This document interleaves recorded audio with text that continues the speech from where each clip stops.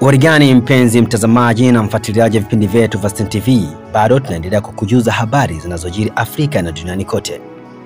Rais wa Marekani Donald Trump amekataa kusema kama uchumi wa Marekani unakabiliwa na hali ya kuporomoka au kupanda kwa gharama za bidhaa kutokana na mabadiliko ya msimamo wa utawala wake kuhusu vitisho vya ushuru dhidi ya baadhi ya washirika wake wakubwa wa kibiashara.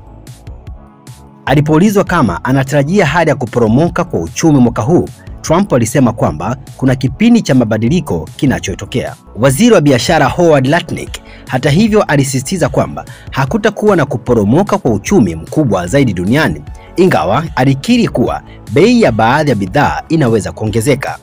Haya yanajiri baada ya wiki yenye mabadiliko makubwa kwa masoko ya fedha ya Marekani, wakati wawekezaji wakikumbana na hali ya sintofahamu kutokana na mabadiliko ya msimamo wa utawala wake kuhusu baadhi ya sehemu muhimu za sera zake za biashara.